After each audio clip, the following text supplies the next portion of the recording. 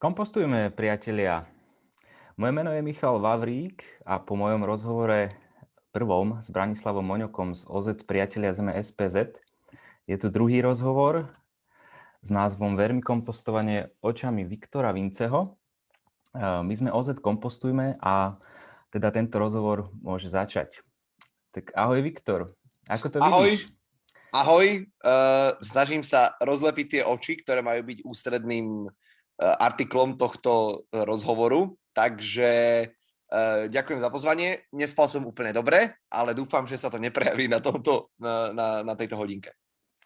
To ani ja, lebo som sa na teba pripravoval dosť ešte do noci. Ale, takže, a čo tam bolo treba sa pripravovať? Vidím, vidím, že máš nejakú scénu pripravenú, čiže to za tebou to čo je? To tie banánové... To si necháme na neskôr, dobre? Na neskôr, dobre. OK, dobre. Takže tak teda ešte raz, ako to vidíš, kedy budete mať deti s tou Adelou? Kedy budeme mať deti? Hej! Tak to je otázka, že ty kedy zomreš? No, dúfam, že keď to bude vhodné, keď budem chcieť možno. Tak máš odpoveď aj odo mňa. Chystal som sa, takže vraj hovoríš, že dokážeš odpovedať na čokoľvek a teda odpovedal si úplne bravúrne. Aj si sa myslím, že tak niekde vyjadril, takže je to super. Áno, je to otázka, ktorá Samozrejme, zaujíma ma, ako vidíš to naše spoločné vermikompostovanie, či už do budúcna, či už s Adelou, alebo bez, s mixerom, alebo bez. Ako to vidíš? Vidím to super, veľmi som si to obľúbil za posledný rok aj niečo, čo to doma prevádzkujeme. Je to fascinujúce kúzlo. Za každým, keď vlastne chystám novú dávku a tým pádom odhrabem trošku vášho uhlíkáča, aby som sa pozrel na tú starú, že či tam ešte je a ona tam nie je. Tak to je niečo, čo sa za pár dní stane a to fakt vyzerá ako nejaké prírodné kúzlo. Za každým som fascinovaný, že takže predsa len, že čo keď to teraz nevyšlo, čo keď to tento týždeň bude pomalšie, alebo čo keď sa im nechcelo tento týždeň žrať a ono sa im vlastne vždy chce a vždy tam je prázdno. No prázdno, už je tam kompost, ale prázdno od toho môjho bordelu, ktorého keby som to nebol býval začal robiť, ale by som to hádzal sem niekde na kopu v obývačke, tak pravdepodobne by to tu všetko bolo takto cez hlavu. A zrazu je to vo forme akože aj objemovo a aj štruktúrovo v takom niečo veľmi príjemnom, čo aktuálne už máme na terasa v Kvetináčoch. No bomba, akože to je jedným slovom, že bomba. Skvelé, ty predbiehaš asi aj dobu, aj mňa, takže ja len potvrdím tú mágiu toho kompostovania a ten fascinujúci proces, vďaka ktorému som sa ja teda tomuto začal venovať. A určite sa k tomu ešte dostaneme. Super, ďakujem ti za tento úvod. Poďme sa trošku predstaviť. Si Viktor Vince, čo by si nám povedal, čo ešte sme možno nepočuli o tebe, prípadne čo máš na srdci? Si ročník? Ako ja? Povedz nám o sebe niečo, čo si ešte nepovedal. Tak vieš čo, ja si nemyslím, že také niečo existuje. Akože ja naozaj, že tým, že každý deň sa vyskytujem v nejakom type média, a či je to televízia, alebo nejaký bulvár, alebo niečo podobné, že naozaj, že každý deň nájdeš nejakú informáciu, nejaký článok, tak ten obsah sa relatívne rýchlo takýmto tempom vyčerpá a to, samozrejme to nie je nejakou mojou zásluhou, len proste akceptujem to, ako to je. A tým pádom podľa mňa už o mne zaznelo všetko, čo mohlo. Od najvzdialenejších tém až po tie najosobnejšie, najintimnejšie. Nemyslím si, že existuje niečo, čo by ťa mohlo ešte prekvapiť, ale, a to sa už tiež niekde určite písalo, ale ja som kedysi mal olympijské ambície. A chcel som ísť na olympiádu so športovou streľbou, ale to bolo také akože veľmi v zárodku olympijské ambície, lebo ja som dobre strieľal z brokovnice. Áno, to by som nečakal. Disciplínu, ktorú robí Zuzana Rehák-Štefečeková. No vidíš. A strieľal som fakt, že veľmi dobre. A potom som si hovoril, dobre, tak idem súťažiť, aby som sa dostal na olympiádu a bum, vtedy ma zobrali do Markízy. A už nebol na to priestor, nebol na to ani čas. Takže si sklamaný? Bol si sklamaný alebo ľutuješ to? Vieš čo, nie som sklamaný, ani to neľutujem, lebo ja myslím si, že všetko sa tak nejako ako vyvrbí, ako sa najlepšie má a keby som strieľal, možno by to nevyšlo, ale zároveň by som dnes nemal jednak tú kariéru, ktorú mám, jednak by som nemal možno ani tú manželku, ktorú mám, lebo tu som spoznal vďaka Markíze. Takže je podľa mňa je to v poriadku, ako to je. A zastrieľať si môžem ísť kedykoľvek, hoc aj len tak rekreačne. A kto vie, však možno na tú olympiádu raz pôjdem. Určite, veď máš ešte kopec pred sebou. Určite. Hej. Takže ďakujem. Určite tak sme sa dozvedeli niečo nové. Neviem, či teda by to bolo na bulvár, ale tak... Myslím, že hej. Ale ako hovorím, už to niekde zaznelo, takže v pohode. OK, fajn. Dotkli sme sa televíznych novín alebo Markízy. Takže to je tvoj full-time job? Áno, to je úplne, to je moja hlavná priorita. Aj ti zaberá ten full-time job, ten full-time čas? My máme trošku taký špecifický režim, tým, že ja jediný z moderátorov našich televíznych novín robím aj prvé televízne noviny, ktoré sú o 17:00 a robím potom aj noviny, teda televízne noviny o 19:00, to znamená, občas mám takú akože dvojsmenu, napríklad teraz štvrtok, piatok tak robím, dnes, zajtra mám len prvé televízne noviny, takže ja to mám veľmi na preskačku a potom mám aj nejaké voľno. Nechodím do roboty na 8, 9, 10, ale nechodím domov o 4, lebo chodím domov, prídem o 9, hej, po televíznych novinách. Takže zaberá to hodinovo, ako keby sme to prepočítavali na hodiny, tak plus mínus to vyjde.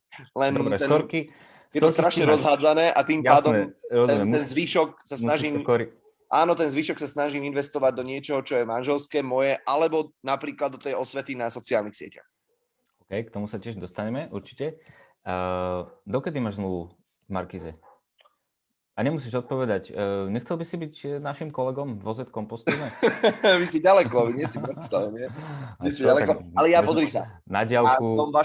Ja som vašim kolegom vlastne už teraz takým nepriamým, lebo veď vlastne myslím si, že ja som veľa tých vecí, ktoré o kompostovaní teraz ja jednak sám doma robím a jednak potom aj šírim, tak mnohé mám aj od vás. Hej, takže ja vlastne som takým ako keby vyslancom alebo veľvyslancom, takou predĺženou rukou. Určite ti patrí veľká vďaka, čo sa týka tohto. Jednak celkovo tej osvety tvojej, ale aj teda toho, že si sa dostal ku nám a občas spomenieš nás, pre nás je to veľká podsta, veľká podpora, takže díky moc, fakt, si našim veľvyslancom. Áno. Ja som to chcel spojiť práve s tým, že ty, od začiatku, jak sme ťa začali sledovať, že teda kompostuješ, tak bolo krásne vidno, že tie informácie, ktoré si mal nasať, tak si ich správne nasal a vlastne rovno si ich aplikoval a rovno bolo vidno, že ty s tým žiješ, ty sa s tým žívaš, že tomu rozumieš a vlastne akože naozaj vzorový, ideálny kompostmajster v domácnosti, takže... Vieš, že neviem, či je vzorový, lebo ja si niektoré veci sa snažím veľmi uľahčiť. Napríklad, keď sa bavíme o mixovaní toho kompostu, tak viem, že to nemusí byť úplne ideálne pre tie dažďovky, ale ja proste to nebudem hodinu krájať. Takže hovorím si, že funguje. Dobre. Presne tak. Môže sa stať, že z kaše bude vrstva, ktorá nebude dýchať. Takže občas, keď tam dorobíš nejaký šaláčik, tak je to úplne v pohode. Pani Vinčenzová, keď tam dohodí niečo. Nejaké slupky. Nejaké slupky, pošlem vám potom tie. Dobre.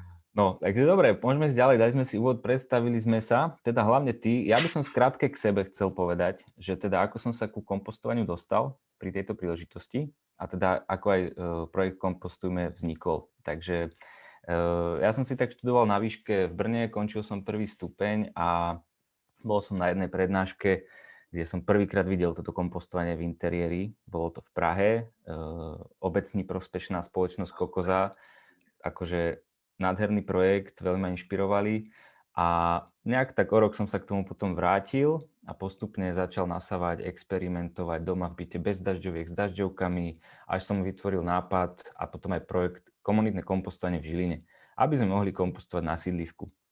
A tak sa to tak nejak tiahlo, že samozrejme vízia bola rozširovať do celého mesta, ale proste okolnosti, život, jedno s druhým ma vlastne donútili, alebo aj som chcel realizovať niečo, vďaka čomu si na tú svoju činnosť zarobím, takže sme založili e-shop, začali sme sa stretávať s ľuďmi na rôznych akciách, veľtrhy, trhy, jarmoky A teraz sme tu, prevádzkujeme e-shop, radíme ľuďom v kompostovaní, udržujeme pri živote 2 komunitné kompostéry v Žiline a to je Kompostujme a okrem toho som teda otec 3-ročného syna, vlastník 11-ročného psíka z útulku Remyho a keďže som túžil nájsť zmysel svojho života v tom období vysokej školy, spojený s prírodou alebo so zvieratami, tak samozrejme, že som aj milovníkom prírody. Mám ešte nedostatky, ale som. Fascinujú ma veľa procesov, aj zabávajú v prírode, takže toľko za mňa. Poďme, alebo máš chuť sa niečo možno opýtať mňa teraz v rýchlosti len? No, ja mám niekoľko otázok, ale opäť by som sa v prvom rade, od toho sa nedá upustiť, že to, čo sú za tebou tie 2 šupky na stene. Prečo máš za sebou 2 šupky nalepené?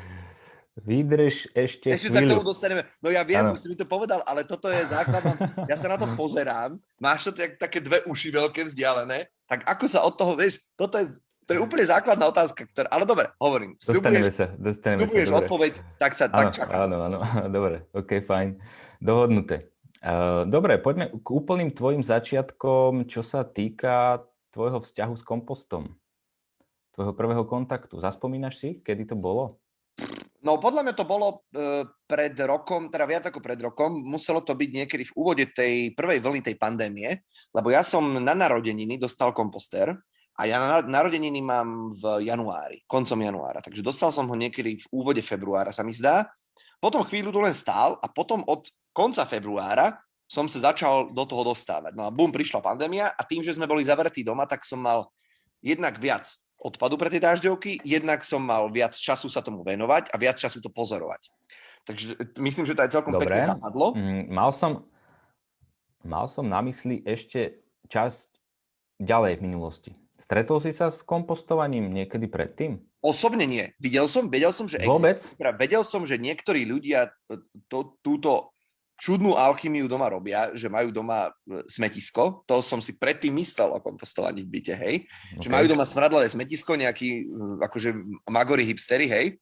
Ale nikdy som to nevidel naživo a nepoznal som nikoho osobne, kto by to robil, koho by som sa na to mohol spýtať alebo to vidieť.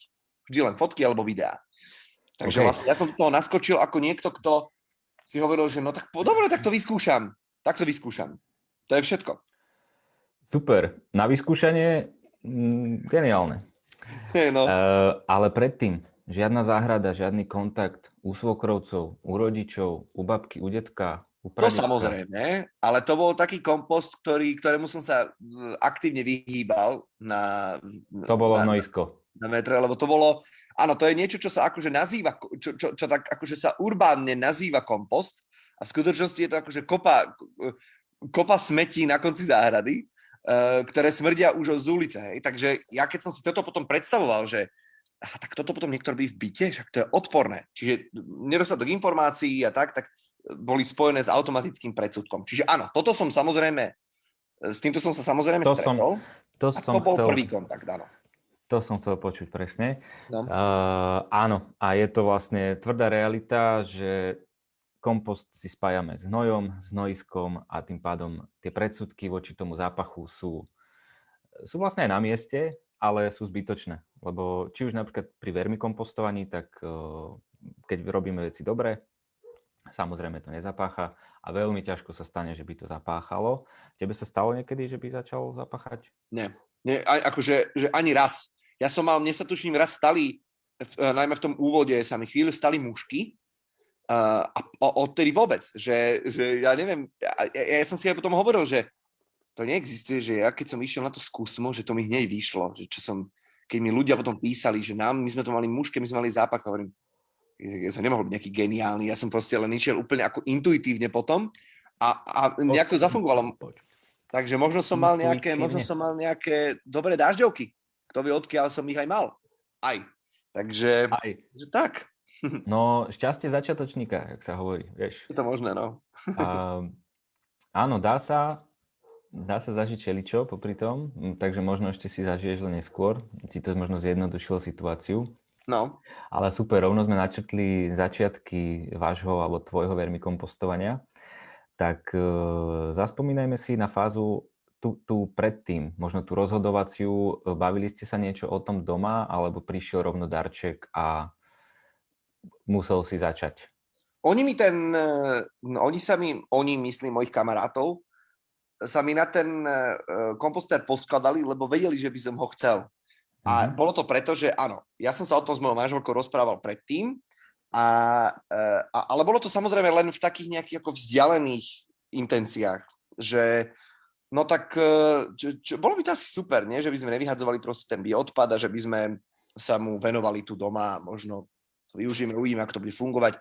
Takže bola to taká myšlienka, ktorú som ja nastolil, že bolo by to asi dobré mať. Hej, a špeciálne v rámci mojej nejakej zelenej agendy, ktorú som už vtedy riešil na sociálnych sieťach, že posunúť to moje nie len separovanie, ale vôbec spracúvanie odpadu do nejakej ďalšej úrovne. A toto tou úrovňou určite je a bolo. Takže ona zrazu povedala ako tip mojim kamarátom, že počúvajte, kúpte mu kompostér. Vermikompostér. A bum, zrazu stál v obývačke. Aká bola tvoja prvá reakcia? Že wow, že super, veľmi som sa potešil, lebo ja som si hovoril, že kto vie na čo, už keď mi hovorili, že sme sa ti poskladali tu na niečo, tak som si hovoril, že Ježišmaria, zase nejaká háveť, ktorú tu budem mať postavenú, len a nevyužijem ju a nakoniec úplný opak bol pravdou, z čoho som sa veľmi tešil, že chalani to premysleli aj s mojou manželkou a že to je naozaj predmet, ktorý sa dodnes denne využíva. To som veľmi rád. Takže som sa potešil, lebo som vlastne to chcel. Skvelé. Keď ste sa teda s pani manželkou bavili predtým, tak aké boli možné obavy? Čo vás tak najviac? Klasika, vyplývajúca zo skúseností s kompostom z minulosti. Čiže bude to smrdeť. A čo keď tu budú muchy a budú tu dažďovky vyliezať a budeme to tu upratovať, bude to tu nechutné, hej, že človek si predstaví smetisko v kuchyni a jednoducho sa to vôbec nepotvrdilo a vôbec to tak nie je, lebo ten princíp je iný, však to tebe nemusím samozrejme vysvetľovať, ale toto boli tie klasické obavy. Odhováral ťa niekto od toho niekedy predtým, alebo pani manželku? Myslím, že nie. A to dôvodom je, že nikto v našom okolí to nemal. Hej? A zase si hovorím, že keby mal, tak by sme to možno mali aj skôr, lebo ten človek by nás určite neodhováral. Naopak, hovoril nám, že zoberte si to čím skôr, lebo je to super. Čiže nie, nemali sme žiadne odhováranie a myslím, že nejakí ľudia mi ale písali, ktorí to na základe mňa skúsili a niektorí z toho aj zišli, lebo a samozrejme to bolo spôsobené zlou údržbou, hej, dali to na slnko, veľké kúsky, hnilo im to tam a tak, takže nesprávna údržba ťa môže veľmi rýchlo naviesť na to, že dobre, opustím to, lebo je to nechutné. Ale v skutočnosti, keď to robíš dobre, to samozrejme vôbec nechutné nie je, takže nie, neodhováral nás. Škoda, že sme nikoho nepoznali, kto by nás na to naviedol možno oveľa skôr. Tak všetko, ako sa hovorí, sa deje v ten správny čas, aj tvoje nastavenia, či nastavenie, že ťa život sprevádza tým správnym, alebo tou najlepšou cestou, ako sa dá, tak to by som k tomu prirovnal, čo sa mi veľmi páčilo, keď som sa na teba pripravoval. Zdieľam podobne. Poďme skúsiť teda zhrnúť ten úvod toho vermikompostovania vďaka tebe. Ako by si predstavil úplnému lajkovi vermikompostovanie? V 3 vetách. Môžem aj v jednej vete, keď chceš. Už si jednu povedal.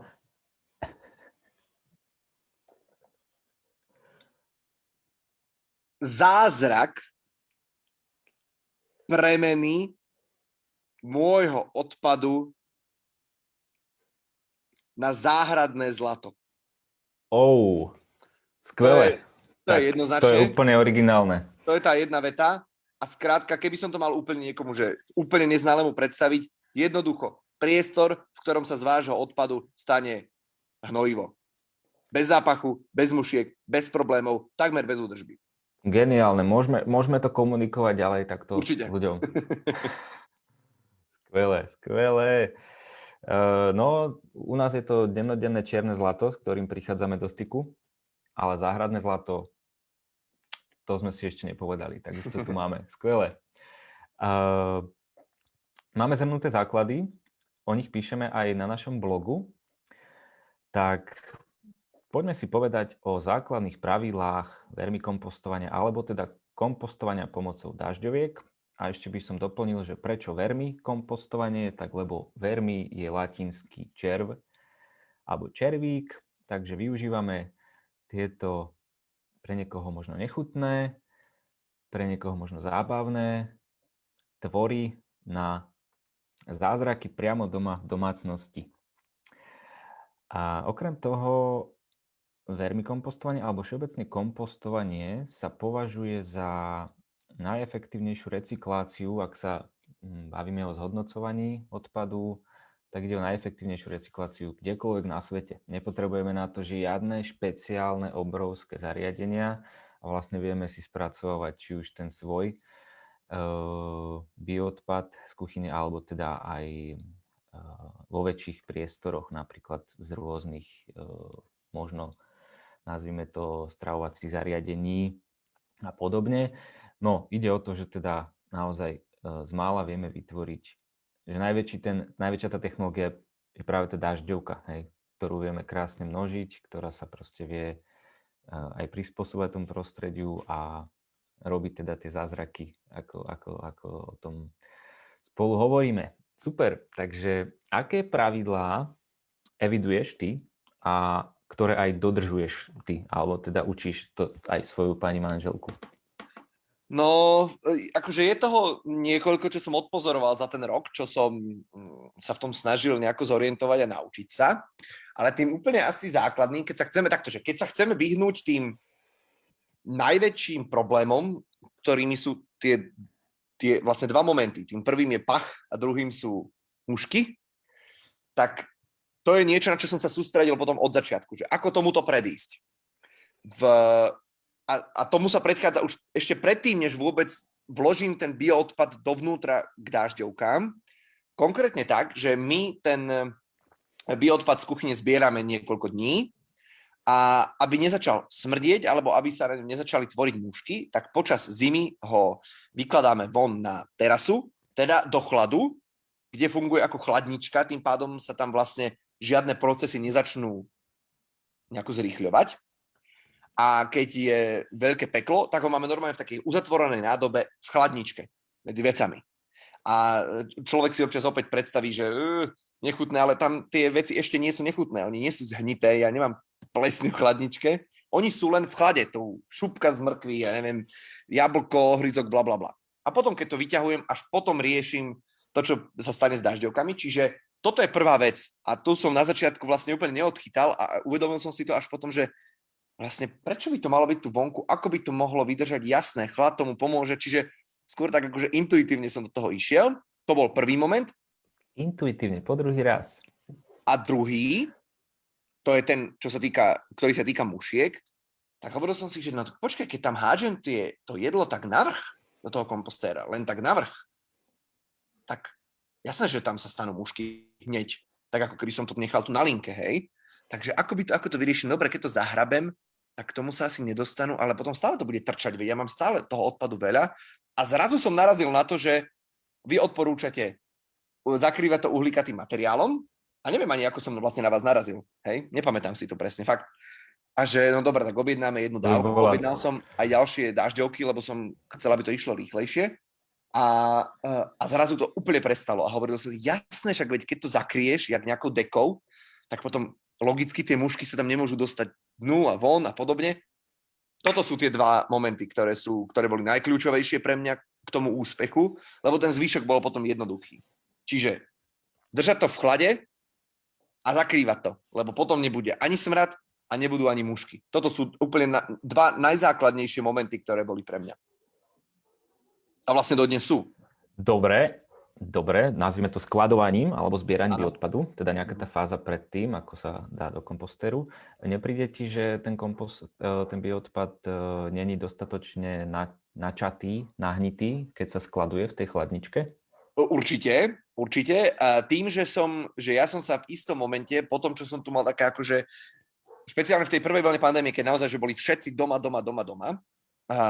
tak sa tu nazbieralo relatívne veľa toho odpadu. A keď som im podľa mňa, že raz za týždeň išiel krájať, hoci aj ten načatý odpad, tak to bol strašný výbuch v tej kuchyni. To mi tu padalo a nemal som to kde vysypať a prsty, všetko, proste strašne veľa toho bordelu. A hovoril som si, OK, musím nájsť nejaký iný spôsob, ako toto robiť. Tak som sa podujal to mixovať. Kúpil som akože silný mixer a v ňom neprekáža to zrazu sa ako keby trošku odchádza tá potreba načatého toho bioodpadu, lebo samozrejme v momente, keď sú veľké kúsky, tak áno, oni majú problém to zjesť, takže je lepšie, keď je načatý, ale v momente, keď je to rozmixované, tak som si to proste uľahčil a je to vybavené, hej? No, proste už by si mohol nastúpiť ku nám, no. Tak ako to ovládaš, no tak... Ja vidím, že to skúšaš na mňa už druhýkrát a ešte máme pol hodinu pred sebou, som zvedavý, že koľkokrát to zaznie. Minimálne toľkokrát, predpokladám, koľko moja otázka na tie banánové slupky za tebou. Ešte máme čas. Ešte máme čas, jasné. Tak. Skvelé. Nemôžem nič iné povedať ako skvelé, iba doplním. To mixovanie teda je pravidlo zmenšovania. Ty si nahradil krájanie, pučenie, drvenie, sekanie sekerou, motorovou pilou, mačetou, čokoľvek, mixerom. Áno. To môže byť pre niekoho možno zbytočná investícia. Mixuješ tam aj svoje jedlo? Či je to len čisto na jedlo pre dažďovky? Mixujem tam aj svoje jedlo, jasné. No, dobre, tak len pre istotu. My sme v spojení s prírodou v hociakom stave, vieš, ale hlavne to sa dá umyť. Veď jasné, Hodím ho do umývačky, je to vybavené. Veď jasné, to len, lebo nedávno tiež... Ale ľudia sa to často pýtajú, že či mám akože separátny mixer na naše smuzička a podobne a nemáme, máme jeden mixer. Proste jedna veľká rodina. Jedna veľká rodina aj s dážďovkami. Aj vieš, koľko vás je dokopy? Neviem, vieš čo, ako to, ty mi povedz, dá sa to nejako odhadnúť, lebo ja tipujem, že ich je tam okolo 500, ale to vôbec už nemusí byť reálny odhad, neviem. Dá sa odhadnúť, keď sú v tých ideálnych podmienkach, že teda sú namnožené na maximum tej plochy a potom treba spraviť vzorku z jednej časti, hej, no. Tak, už prestaň, žiadne vzorky. Jedia, nebudem ich vôbec rušiť a vyberať z nich. Netreba, jasné, nie, netreba. Dobre. Trošku som sám seba prekvapil tým mixerom, lebo teda áno, zmenšujeme, je to jedno z základných pravidel. Musíme zmenšovať ten bioodpad a ideálne, keď trošku začne nahnívať. Čiže ako aj Viktor povedal, keď ho vieme zmenšiť na čo najmenšie kúsky, nemusíme úplne čakať na tú fázu prvej fázy hniloby, ak by som to tak mohol nazvať. Dotkli sme sa aj uhlikatého materiálu, hlavnej funkcie zakrývania kvôli muškám, ale teda tento uhlikatý materiál je veľmi dôležitý, dokonca nevyhnutný pre proces kompostovania všeobecne, aj bez dažďoviek, aj pri vermikompostovaní. Je to zložením materiálov, čiže pokiaľ by sme kompostovali len ten bioodpad z kuchyne, je to čisto dusíkatý materiál, z ktorého budeme mať blato, nebude to celé fungovať tak, ako by malo. A teda tým uhlikatým materiálom udržujeme tú celkovú mikroflóru v tom kompostéri na poriadok, alebo teda živíme ju aj ňou. Takže preto uhlikatý materiál, zmenšovanie, aby to teda plynulo a relatívne rýchlo sa premieňalo na čierne zlato. A keď máme suchý uhlikatý materiál, môžeme ním vyrovnávať nadmernú vlhkosť v kompostéri a zároveň, pokiaľ je dobre štrukturovaný a takisto aj dobre pracujeme s tým bioodpadom, tak zabezpečujeme vhodnú cirkuláciu vzduchu v kompostéri, čo je tiež veľmi dôležité. Ako náhle nám niekde skôr po celej ploche by sa stalo, či už z tej kaše alebo aj z iných materiálov, že to prestane dýchať, vtedy nám môžu dažďovky začať vyliezať, ale naozaj, že v húfoch, čo sa tebe určite nestalo. Koľko dažďoviek ti doteraz vyšlo? Myslím, že v úvode sa stalo, keď som vlastne začínal, že naozaj, že prvých pár dní sa stalo, že vyliezli asi, ja neviem, 3 možno. Tak to není húf. To vôbec žiadna invázia tu nebola. Nikto nás nechcel v noci zožrať. Tak fakt, že zo pár kúskov hneď v prvých dňoch. A to odtedy nič, ani jedna. To by som rád tiež povedal, že Môže sa to stať, tak ako sa stalo Viktorovi, stalo sa to aj mne, aj sa nám to ešte stane občas aj u nás pri zakladaní kompostérov pre ľudí. Sú to také nejaké pobehujúce dažďovky, ktorým není rady asi a hľadajú kdesi nejaké iné pôsobisko, ale veľmi vieme im pomôcť, že keď stihneme ich nájsť živé, tak ich vrátime naspäť. Ale je to naozaj o pár kúskoch, čiže tá celková populácia je dôležité, že je vo vnútri a nevychádza. A hlavne ľudia sa obávajú toho, že a to je niečo, čo mne najčastejšie píšu, že v tejto súvislosti, že nemajú radi dažďovky, teda nemajú radi žiadne takéto tvory a tým pádom sa boja, že naozaj, že v noci sa zobudia a budú mať na sebe dažďovku. No tak to sa nestane, lebo oni chúdence akože do 2 metrov uhynú alebo proste uschnú na tej dláške a nestane sa to. A ja som dával jednu radu jednej pani, ktorá zakladala vermikompostér a nevedela si s tým rady, lebo že urobila som, Viktor, všetko, ako si kázal, všetko je v poriadku. Je tam uhlikáč, aj som to namlel na malé kúsky, všetko je v poriadku a oni napriek tomu vyliezajú už akože niekoľko nocí po sebe. Tak som jej povedal, vieš čo, zasvieť v kuchyni a nechaj otvorené, oni nemajú radi svetlo. Dám budú pekne uväznené a oni si o chvíľu zvyknú. A do 2 dní si zvykli a už nevyliezali, čiže občas to bolo treba spraviť takýmto akože násilníckym spôsobom, že áno, dažďovky nemajú rady denné svetlo, takže im to tam treba napáliť a budú pekne vnútri papať. To není moc ekologické, čo? Svietiť je to absolútne ekologické, lebo máme čistú energiu na Slovensku, lebo spúšťame 3. blok Mochoviec, takže pohodička. Pohodička, dobre. Áno, je to pre poslucháčov také možno radikálne riešenie, ale veľmi účinné, keďže teda sú svetloplaché. Môžeme im aj zo začiatku prisvietiť. My sa snažíme teda ľudí tiež učiť, aby to mali čo najjednoduchšie a rozšírili sme takú našu tú ponuku do produktu aklimatizované dažďovky, ktoré my už teda nachystáme vopred tak, aby už nemali tú chuť vyliezať a zatiaľ sa nám to celkom darí. Dúfame, že teda aj ľuďom to bude prosperovať naďalej. Posuňme sa trošku, alebo vráťme sa ešte k pani manželke. Samozrejme v spojení s vermikompostovaním. Čo bola možno pre ňu taká najväčšia výzva? Ako to vnímala ona? Myslím si, že to bolo o tom, že ona hovorí, že ona im varí, rozumej, že ona robí tú skladovaciu časť, že aj ja, keď napríklad doma varím, tak ona to potom balí, v úvodzovkách balí do nádob, ktoré potom odkladáme a čakáme, kým sa to spracuje.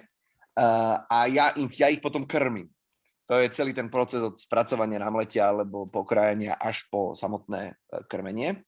A najväčšou výzvou jednoznačne, a to je otázka posledných dní lomeno týždňov, je, keď to občas dám spraviť jej, že celý proces dám spraviť jej. Tí, ktorí, a ty určite vieš, a tí, ktorí sledujú na Instagrame, tak vedia, že to skúšala už asi 2 alebo 3 krát. Je to vždy extrémne zábavné, nielen preto, že hovorí po česky pri tom, keďže jeden z českých moderátorov, keď sa lúčil vo svojom programe na CNN Prima News, ju nazval Adela Vinčenzová bourá rodové stereotypy, takže sa to výzvisku, tak začala na základe toho hovoriť po česky. Ale aj ten samotný proces je výborný, lebo ona naozaj má z toho nervy, keď nemá ten grif, ako mám ja už tými mesiacmi roboty s tým kompostom, tak ona sa strašne sa pri tom trápi, že narve do toho mixera všetko, nedá sa na to pozerať, ten chudák mixer plače tým zvukom, ako sa derie a ona napriek tomu to tam rve. Takže toto je výzva. Proste naučiť sa s tým to spracovať efektívne, rýchlo, čisto a bez nervov. Takže jej spôsobuješ tú výzvu ty, nie dažďovky. Áno. Dažďovky sú v pohode. To je skvelé. Nevedia, že takéto niečo sa deje, takže ja ju takto pušujem do takýchto víziev a uvidíme, či sa to najbližšie, keď bude mixovať, že či už bude mať nejaké grify, veď už po 3-4 mixovaniach musela sa niečo naučiť, aj sama, hovorím si. Už by mohla, len aby mala stále nejakú výzvu. To je úžasné. Ja si myslím, že to bude výzva stále. Hlavne, keď tam budú banánové slupky. Nechcem sa k ním vracať, ale ešte asi je čas. Je čas. Dostaneme sa k mojim banánovým slupkám na stene. Ale najskôr si ešte povieme, čo do vášho kompostéru patrí a nepatrí z vašej domácnosti. Dávate tam aj svoje výkaly?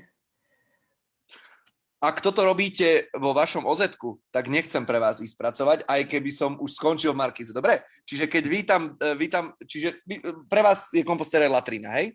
Nie. Dobre. Dobre. Ale to, čo v latrine vzniká, je bio taktiež. Záleží podľa takže toho, chodíte po žilinských latrinách a čističkách odpadu a nosíte to naspäť do kompostéra, hej? Nie. Môže sa stať, že toto portfólio naše sa môže rozširovať aj týmto smerom, lebo však zachytil si, kompostovacie toalety sú, alebo teda aj tá latrina je taký nejaký kompostér, hej, keď sa to nazve, takže hej. Dobre, poďme. Áno. Poďme naspäť. No, čiže čo všetko tam dávame? Nie sme ešte tam, aby sme tam dávali všetko. To nie je vhodné. Čo sa týka tých bežných vecí z kuchyne, tak je to vlastne všetko. Dokonca ja si myslím, že im tam dávajú veci, ktoré úplne nie sú vhodné, ale oni zatiaľ sa zdali, že nemali problém. Ale jediné, čo úplne vynechávame, je samozrejme sú nejaké kosti, to je logicky, prípadne nejaké zvyšky mesa, tie ale nemávame, lebo keď už máme raz za čas mesa, tak ho akože celé spracujeme, čiže tam nie je, čo by sme im dávali. A potom nejaké extra štiplavé veci, to tiež vynechávam a zároveň keď zostane niečo extra mliečne, hej, že také tie kraje zo syrov, opäť tvrdé, to je problém aj na spracovanie ako také, čiže toto sú veci, ktoré im nedávam. A ostatné vlastne skoro všetko. Takže to môžeme zhrnúť, že mäsové a mliečne výrobky do kompostéru všeobecne nepatria a všetko to, čo pochádza z rastlín, teda rastlinné výrobky, zvyšky šupiek, zvyšky ovoce, zeleniny, zvyšky rastlín, všetko teda tam z vašej domácnosti ide. Čiže sú to také vegánky. Keď už my nie sme, tak aspoň oni sú. Áno, OK. Vajcové škrupinky. Určite sme zazreli, že tam jedou taký, takže tie nie sú úplne potravou pre dažďovky, ale je to čistý vápnik, takže je to skôr takým doplnkom do kompostu. Môžu tam ísť taktiež. Je zjavné, že keď že v nejakom čase, alebo možno aj v nejakej miere ich oni zjedia, to je moje pozorovanie, lebo nikdy ich tam nie je potom toľko, koľko som ich tam dal. Áno, zostávajú tam dlhšie, že mnohokrát aj keď až keď ten kompost vyťahujem a hádžem na terasu alebo do kvetináčov, tak ešte stále ich tam je vidieť, čiže áno, ako si hovoril, nerobí to problém, ale nie je ich tam podľa mňa toľko, ako som ich tam hodil, lebo my naozaj jeme veľa vajec. Čiže oni podľa mňa niečo z toho schrúmu, špeciálne keď im to rozmixujem, že to je také maličké, že asi to dokážu prehltnúť, ale veľmi sa z toho teším, lebo presne, ako si hovoril, nie je to tam problém a nespôsobuje to tam nič a tým pádom tá pôda je obohatená o vápnik. Tak. No keď to rozmixuješ takým mixerom, ako máš ty, tak to už bude na prach a už sa to asi nie že rozkladá, ale naviaže asi na nejaké ďalšie látky, takže aspoň je ten vápnik bližšie potom pre tie rastlinky určite, keď je to rozmixované. Odporúčam teda alebo aj my v OZ kompostujme, tak ako od začiatku tvoríme nejakú poradňu, tak tie škrupinky naozaj drviť ideálne aj až na prach samozrejme, ale aspoň drviť v ruke na čo najmenšie kúsky, aby to neboli proste polovičky vajíčok rozprestrené, lebo je to vlastne, potom je to zbytočné, alebo je to na škodu skôr, že zavádzá to tam v odzovkách. Super, máme tu takú otázočku, že ako podľa teba vyzerá stav, kedy sa kompostéru darí, a ja by som rovno odpovedal za teba, ak môžem. Jasné. Tak pre poslucháčov pozrite si zbierku stories u Viktora. Môžete vidieť, ako to vyzerá. My to dokonca nemáme tak pekne spracované. Žiaľ, či chvála Bohu, máme inej roboty, ale veľmi sa k tomu časom dostaneme, aby sme kontinuálne mohli všetky naše otázky a odpovede spracovať do nejakých krásnych videí, lebo je to cesta jednak a žiada si to tá situácia. No. Tak Viktor, po tretíkrát dal by si tak pol roka dovolenku a išiel by si robiť do Kompostujme?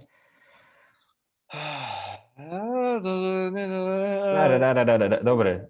banánové slupky na stene. Akože to je motivácia, ktorou ma lákaš k vám, hej?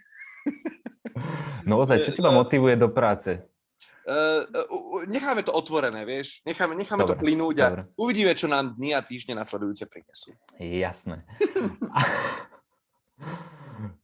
Takže okrem tvojich stories by som ešte sa vrátil k tomu, čo si dvakrát použil v tomto rozhovore, a to je, že si sa zachoval intuitívne.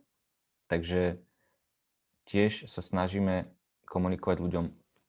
Skúste sa vžívať do toho kompostéru, skúste žiť s tou mikroflórou, viete nejaké základné informácie, viete základné pravidlá, skúste konať intuitívne, experimentujte, učte sa, pozerajte a pôjde to.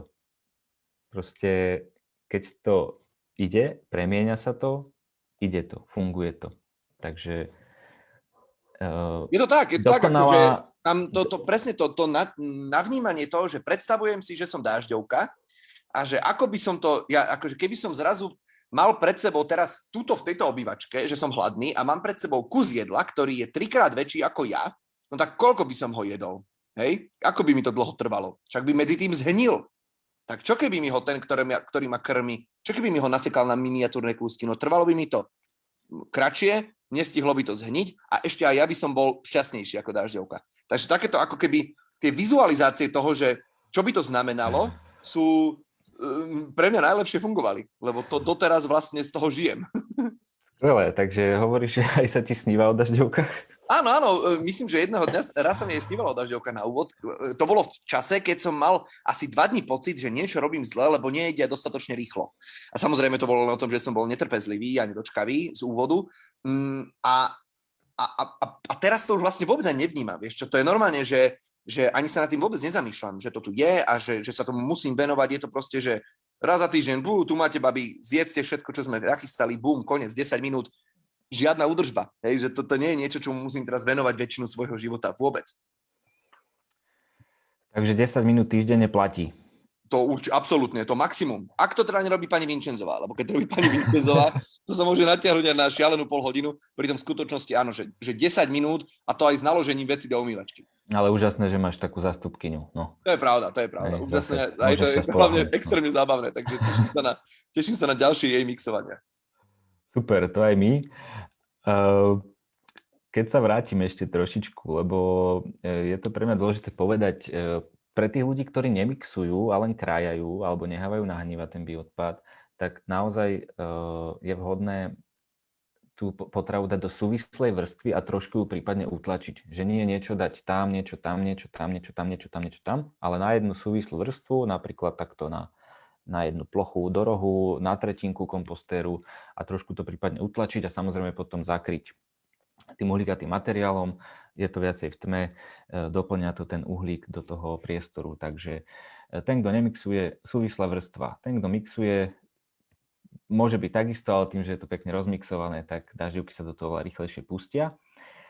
Super, to sa posúvame, už máme 3:45. Tak verím tomu, že nakopneme ďalších do kompostovania, aj vďaka tomu, čo už bolo povedané. A teda, že nielen dažďovky, ale celý kompostér ako domáci miláčik môže fungovať pre ďalších a ďalších. Lebo nie je to len o dažďovkách, čo si určite ty zistil, alebo teda aj Adelka. Ozaj, ako reagovala na nejaké ďalšie menšie organizmy, ktoré teda sú súčasťou, tzv. Pôdne roztoče, ale teda neškodia, žijú v synergii. Ako ste to vnímali? Čo je? To som citoval, keď sa tam zjavili prvé biele chvostoskoky. Áno. O ktorých si myslela, že to znie ako nejaké tvory z Harryho Pottera. Myslím, že po prvotnom vysvetlení a mojom uistení, keďže ona dôveruje tomu, že ja viem, čo robím, a pričom to tak nie vždy je, ale ona dôveruje tomu, že to, čo ja robím, to určite viem, čo robím, tak keď som ju uistil, že to je v poriadku, že to tam je a že to tam bude a že to tam má byť, tak povedala, jasné, pohode, OK, žiadny problém. Ale ju to prekvapilo, keď som raz odklopil vrchnák a bolo ich tam akože snežný poprašok, ale reagovala úplne v pohode. Ona takto, že jej rodina ešte dávno predtým, než to bolo vôbec že moderné, alebo že naopak, bolo to skôr čudné, už dávno žili v nejakej tak akože väčšom súlade s prírodou, oni doma ešte za minulého režimu dokonca. Čiže to, že niečo je, nazvime to, že na pohľad nechutné pre niekoho, čo by mohlo byť nechutné, tak pre ňu to nie je úplne nechutné, lebo sa odjak živa hrabali v zemi a pestovali doma veci a tak. Takže berie to ako súčasť toho, že ako príroda alebo veci okolo nás fungujú. A toto je vlastne príroda alebo kus prírody prenesenej k nám do obývačky, do nádoby. Presne tak. Krásne si to povedal. Nemám čo dodať. Poďme si povedať, prečo vôbec je dobre kompostovať. Máš nejaké také tipy? Určite, keďže spracovávaš ekologické témy, tak poď, vychrl to na mňa, ale v rýchlosti. Polovica, v niektorých regiónoch polovica komunálneho odpadu alebo zmesového komunálneho odpadu v čiernych nádobách je biologickým odpadom. Z kuchyne najčastejšie, teda napríklad zo sídlisk. Ten by tam vôbec nemusel byť, keby sme ho všetok spracovali. Či už na nejakých, akože na priemyselnej úrovni kompostovacej, alebo v bioplinkách, alebo doma. Čiže my by sme zrazu po vytriedení nemali skoro žiaden zmesový odpad. To je niečo neuveriteľné. A nám sa to vlastne deje, lebo my... Poď ďalej. Áno? Poď ďalej. Znižuje, polovica odpadu by mohla zmiznúť, tým pádom tie dôsledky, následky, skleníkový efekt. No tak to je jednoznačné. Tie následky, dôsledky v priestore Slovenska sú neuveriteľné, pretože okrem Bratislavy a Košíc, na teda zo pár okolitých obcí, všetok odpad, ktorý vyhodíme do zmesového odpadu, končí na skladkách. Normálne na kope za mestom alebo za dedinou. A 2021, rok 2021. Neuveriteľné. Tak? Stále. Neuveriteľné. Áno. A tento odpad proste tam bude na niektorých skladkách tým, že sa to konzervuje ďalšími novými vrstvami, tak niektorý ten bioodpad, to si ľudia predstavujú, že keď vyhodím bioodpad na skladku, tam sa rozpadne ako na poli. No nerozpadne, lebo keď sa zasype ďalšou tónou alebo ďalšími tónami ďalšieho odpadu, tak normálne ono to funguje ako keby konzervovanie. Že keby som nejakú skladku od 100 rokov otvoril, tak tam možno stále bude tá moja mrkva. Dobre, Viktor, prepáč, musím ťa seknúť. Predal si to úžasne. Ľudia, musíme kompostovať. Pozrite sa, s akým nadšením to Viktor Vince rozpráva. A toho sa bavíme len o prvom dôvode, prečo kompostovať. No. Máme ich tu ešte zo pár. Ja to prebehnem v rýchlosti. Tým, že kompostujeme v mieste vzniku, znižujeme uhlíkovú stopu. Bodka. Vyrábame si domáce hnojivo, takže opäť nemusíme podporovať nakupovať priemyselne vyrábané hnojiva. A to, čo si vyrábame doma, má komplexné pozitívne vlastnosti na pôdu. Takže je to úplne o niečom inom ako to, čo sa dá bežne kupovať, teda tie priemyselne vyrábané. Krmíme aj pôdu, nielen rastlinky. A aplikáciou kompostu do pôdy vo veľkých rozmeroch vlastne podporujeme jej vlastnosti všeobecne, ale napríklad aj zabezpečujeme prevenciu proti erózii, čiže má to v tých väčších rozmeroch, keď by sme to zobrali, že tak ako to funguje v Rakúsku, že sú už mnohé kompostárne, tak vlastne následne späť vrátením tým kompostu do tej pôdy podporujeme celú tú zem v okolí, kdežto aktuálne degradované pôdy si to tak žiadajú, že keby sa dal lusknúť, tak by som hneď išiel do toho, ale takto to nefunguje, takže základné dôvody, prečo kompostovať, sme si povedali. A posunieme sa do záverečnej fázy.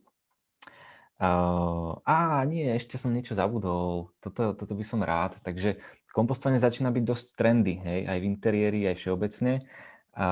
Takže je to trendy a doplň ma, Viktor, prosím ťa. Bavme sa radšej o kompostovaní ako o... Že kompostujme, lebo bavme sa radšej o kompostovaní ako o... Prepáč. Ako o... Vôbec neviem, čo myslíš. Igorovi, alebo Palovi, alebo Viktorovi. Vieš, že bavme sa o niečom, čo má zmysel. Aha, OK, dobre, jasné. Takže ako o čomkoľvek inom. Rozumiem. Akože jasné.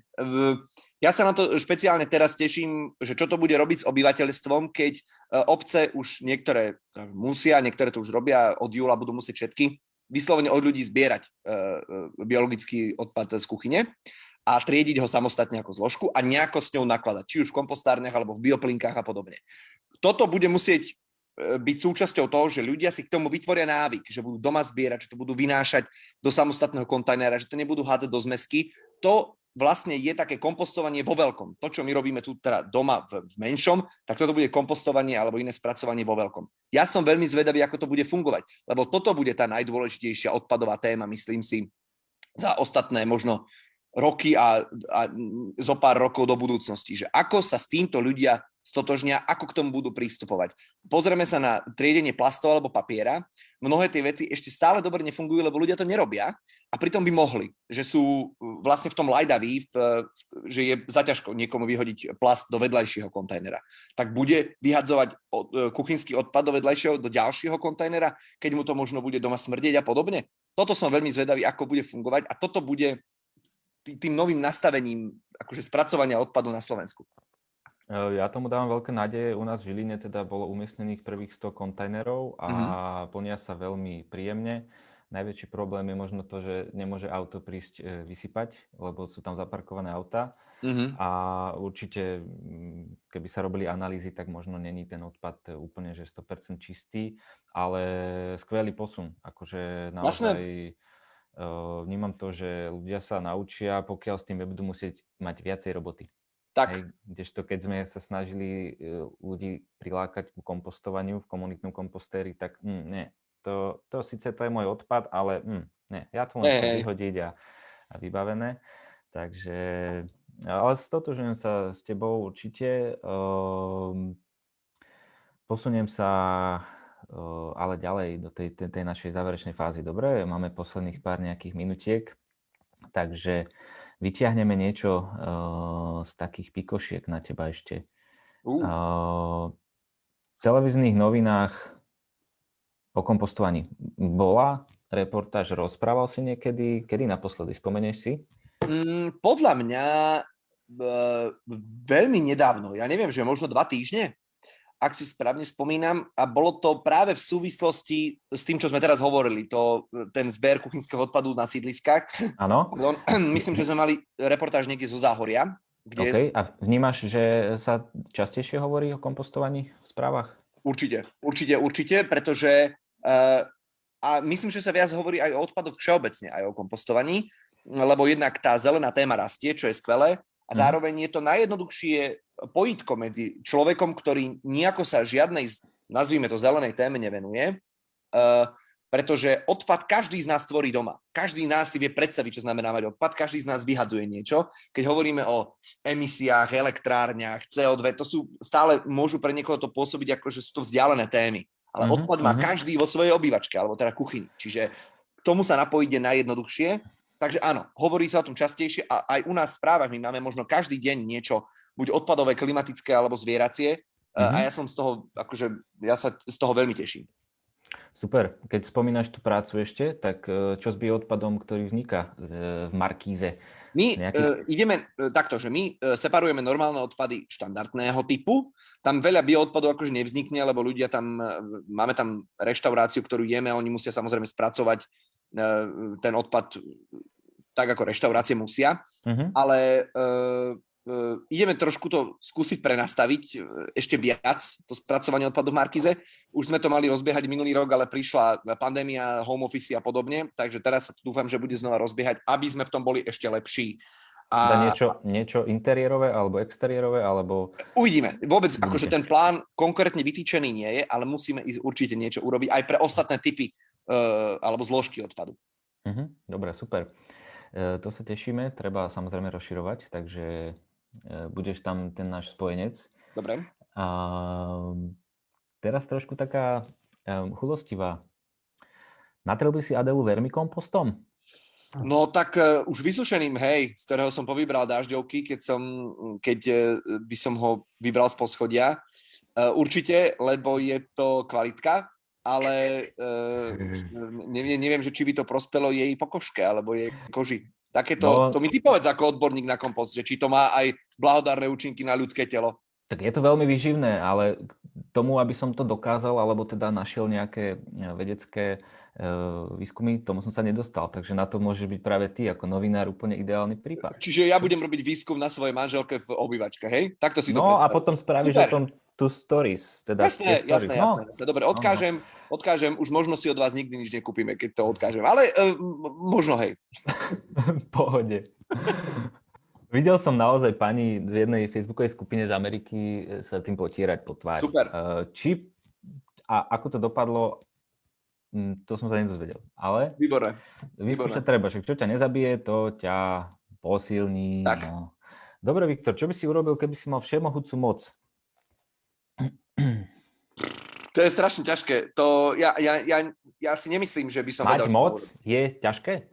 Je to ťažké a podceňuje sa to, aké to je ťažké. Keď sa pozrieme na, a nielen Slovensku, na vôbec svetovú politickú scénu, tak to vidno, že to nie je jednoduché. To proste... Skúsme to inak. Nechoďme do politiky, kde... Nie, ale to s tým veľmi súvisí. Ja viem, ale tak akože lusknutím prsta Boh. Len ale také... to je to. Ja viem, dobre, to sme realisti, ale nie, tak niečo povieš, také uletené. OK, ja by som spravil toto. Človek si niektorý môže povedať laicky, že toto by som spravil a keby som bol Boh, toto by som spravil a keby som bol premiér, toto by som spravil. Hej, to sú veľmi podobné ako keby mocenské možnosti a na ne sa ale nabaluje strašne veľa ďalších efektov, keby sa stali tak, ako sme si predstavili. Ale tak vynechajme tu, poďme do idealizmu. A to je to, že to sa nedá vynechať, lebo ľudia potom to majú skratkovité. Dobre, čo si praješ? Prajem si, aby ľudia, čo by som si prijal, aby ľudia boli k sebe ohľaduplní. Dobre, ďakujem. To by som si prijal. Ja si prajem, aby sa ľudia mali viacej radi, ale nie len navzájom, ale aj seba. Že potom môžeme mať radšej aj to okolie, že? Či už aj tú dažďovku, alebo strom, alebo toho suseda. OK. Dal by si sa skompostovať inak ako do truhlí? Čiže čo, by si ma hodil dažďovkam? Možno. Sú už aj ekologické varianty spracovania uhynutých tiel, tak možno si zachytil, neviem, ale teda... Zachytil. Akože my sme sa už o tom s manželkou rozprávali, my sa relatívne často rozprávame o smrti, lebo podľa mňa je to taká téma, že o ktorej sa bežne ľudia nerozprávajú a je to škoda a je to nesprávne, myslím si. A ja by som chcel mať nejakú akože ekologickú formu spracovania. Nechcel by som nejako extra zaberať miesto, zároveň by som bol rád, keby napríklad zo mňa vyrastol jedného dňa strom, alebo na mne. Čiže bavili sme sa o tom a bude to na nej, keď sa ten moment stane a bude to na mne, keď sa zas ten jej moment stane. Takže uvidíme, či to bude kompostovanie, alebo či to bude nejaké spopolnenie, alebo niečo. Uvidíme. Som zvedavý. OK, super. A čo myslíš, čo prežije dlhšie? Dažďovka alebo človek? Akože všeobecne na planéte? Myslím si, že tá dažďovka. No. Tá realita. Ja vlastne nemám názor. Ja si myslím, že ona by si, keby tu nemala prekážky typu stavby a podobne, tak ona by si podľa mňa našla priestor, kde by mohla dlho existovať. Že vždy by si tú cestu našla. My sa ju snažíme hľadať tiež, len to robíme deštruktívnym spôsobom a ona to deštruktívne nerobí. Som rád, že hovoríš, lebo už teda bolo dosť degenerácie. Začneme regenerovať planétu, takže rád by som povedal regeneratívne poľnohospodárstvo a s tým spojené aktivity. Priatelia, kompostujme, snažme sa, robme každý deň niečo nové, niečo iné, pomáha to aj nám, pomáha to aj planete. Úplný záver s Viktorom. Máme presne menej ako minútu do konca, ak by sme išli do oficiálneho času. Môžeme to trošičku predĺžiť? Takže to je špecialitka, ktorú som si pripravil, lebo ja som sa na teba išiel chystať, tak som samozrejme išiel googliť. A neuveríš, dostal som sa k jednému podcastu, v ktorom si ťa dosť akože rozobrali, alebo omielali ťa. A ako mňa, ako tému? Teba ako ja tému. Ja som bol téma? Áno, aj dosť. A ja som si teda musel vypočuť, bo prišlo mi to čisto ako iný pohľad, iné pohľady na teba, na tému, s niektorými sa stotožňujem, s niektorými nie.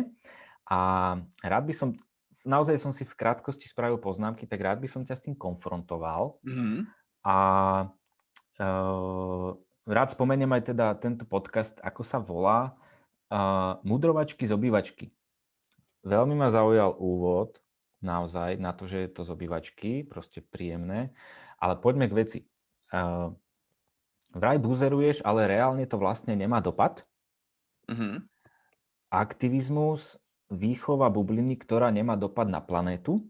Mhm. Má ťa to učiť vzťahu k prírode, potom sa máš správne rozhodnúť pri volebnej urne. Mhm. Človek nerozumie ekológii, ale tomu, čo kde kam vyhodiť. No a Chceš sa mi nejakým... Chceš mi v čom zareagovať v čom nejako je na tam to? problém? Že to nemá dosah? Lebo Dop- ak som správne pochopil tie poznámky, tak tam je že problém, že teda poprvé, že buzerujem ľudí, to je veľmi zaujímavé, lebo veď kto nechce, nemusí ma sledovať. Hej, akože to je prvý moment. Ja nemyslím, že na niekoho tlačím, ja dokonca ani nikoho nekritizujem, keď to nerobí. A to človek, ktorý ma sleduje dlho, to podľa mňa odčíta, ale však dobre, však keď niekto má pohľad, že buzerujem, však ako hovorím, nemusí ma sledovať. A druhý moment, že to nemá dosah, veď ja to hovorím, že to nemá dosah. Ja to otvorene hovorím, že keby sme my všetci správne separovali, nebude to mať žiaden dosah na planétu a keby sme všetci prestali lietať, tak ten vplyv bude úplne zanedbateľný. Také sú to vlastne malé vplyvy. Áno, treba ich zlepšovať, ale sú to malé vplyvy. Dôvodom, prečo ja teda, ako teda znie údajne podľa teba tá výhrada je, že buzerujem, že tie malé kroky v nás kultivujú vzťah k tej téme. Ja si myslím, že človek, ktorý začína doma separovať, ktorý začne doma kompostovať, ktorý sa začne zamýšľať nad tým správaním, v sebe kultivuje tú tému. A zrazu sa tá téma pre neho stáva prioritou. To, prečo sme sa dostali do ako keby klimatického stavu, v ktorom sa nachádzame, alebo odpadového, alebo akéhokoľvek iného, je preto, že pre ľudí to nie je zaujímavé. Pre ľudí to nie je téma. Témou sú stále vyšší dôchodok, dobrá cesta, veľké parkovanie na sídlisku a podobne. V momente, ako sa to takýmito malými krokmi stane pre mňa témou, ja môžem od ľudí, ktorí nastavujú veľké systémové zmeny, môžem vyžadovať to, aby to brali vážne. Lebo keď to ja nebudem brať vážne, oni to nemajú dôvod brať vážne. A tam sa dejú tie veľké veci, ktoré naozaj môžu zachrániť tú planétu. Čiže ak je výhradou to, že že vediem k veciam, ktoré nemajú priamy zmysel, áno, s tým súhlasím a ja to otvorene hovorím. OK. Záver z tohto, nemyslíš si, že je teda vhodnejšie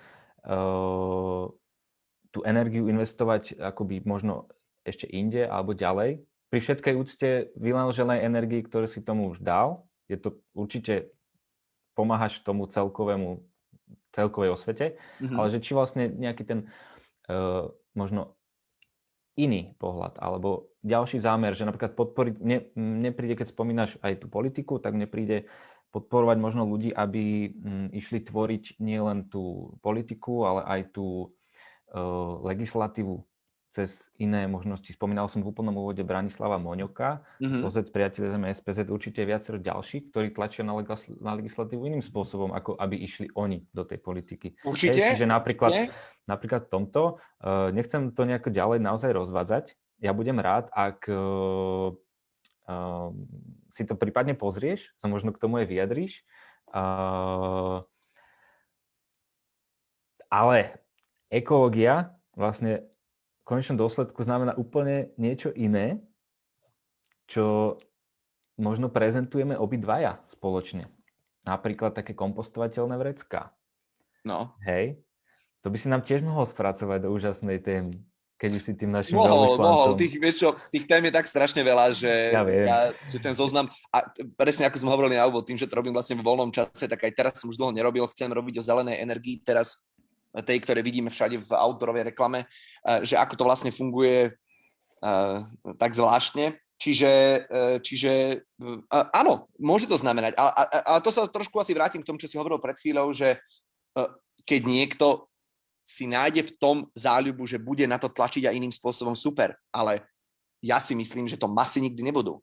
Mňa teraz aktuálne na Instagrame sleduje cez, 150,000 ľudí, no koľko tam aktivistov vyrastie?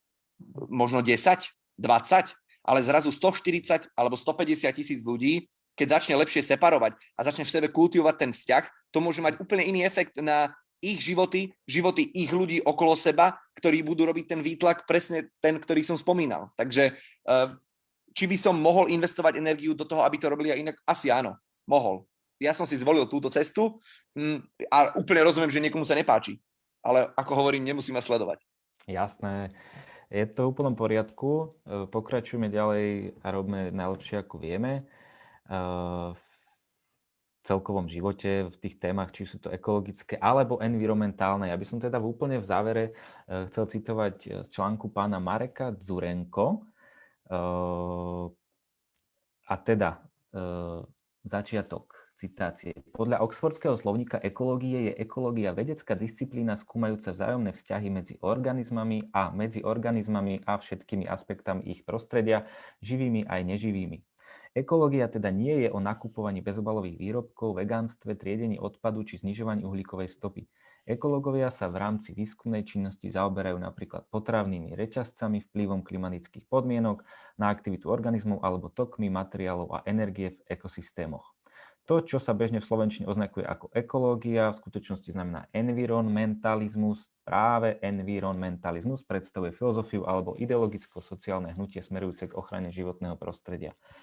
Takže veľa robíme environmentálneho, nie ekologického. Hej, lebo napríklad aj tými kompostovateľnými vreckami, no akože super, môže to byť komfortné, ale nevyriešime tým nič a ešte Boh vie, aké to je energeticky náročné na výrobu a bla bla bla bla bla. Hej, takže akože veľký guláš, tak ďakujeme ti, že ten guláš s nami nejakým spôsobom riešiš, miešaš a varíš a zároveň snažíš sa ho dochutiť, prichutiť. Naozaj sa teším, že sme sa mohli takto spojiť, že si našiel čas, že si bol ochotný, že robíš, čo robíš, či aj pre nás, pre ostatných.